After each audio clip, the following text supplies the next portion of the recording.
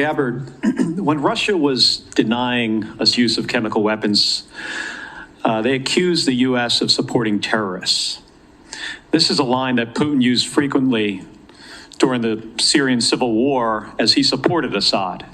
Syrian officials made similar comments. They did it repeatedly. They did it in public. They did it at the United Nations. In 2016, you gave an interview in which you said, and this is a quote, "The U.S. is providing direct and indirect support to terrorist groups in order to overthrow the Syrian government." And in 2019, on the Democratic presidential debate stage, you said of President Trump, this is a quote, "This current president is continuing to betray us. We were supposed to be going after al-Qaeda, but over years now, not only have we not gone after al-Qaeda, our president is supporting al-Qaeda." So I'm interested to hear, what was your goal in saying these things? And did you consider, before saying them, the motives of Iran and Russia, what their motives might have been before making these claims?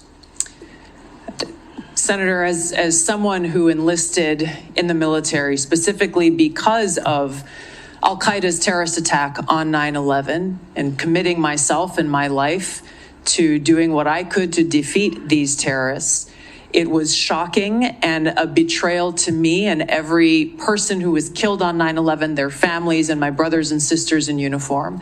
When, as a member of Congress, I learned about President Obama's dual programs that he had begun really to overthrow the regime of Syria, and being willing to, through the CIA's Timber Sycamore program that has now been made public, of working with and arming and equipping al-Qaeda in an effort to overthrow that regime, starting yet another regime change war in the Middle East.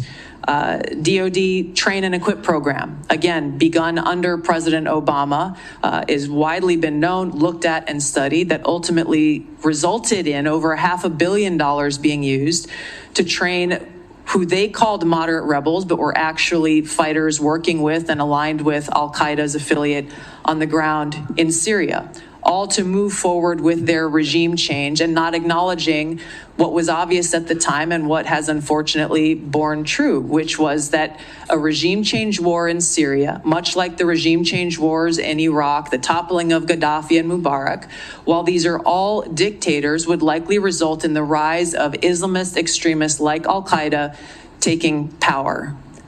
I shed no tears for the fall of the Assad regime, but today we have an Islamist extremist who is now in charge of Syria, as I said, who danced on the streets to celebrate the 9/11 attack, who ruled over Idlib with an Islamist extremist governance, and who has already begun to persecute and kill and arrest religious minorities like Christians in Syria. I understand. Why that should be acceptable to anyone is beyond me. It is certainly not in our interest. I appreciate your answer.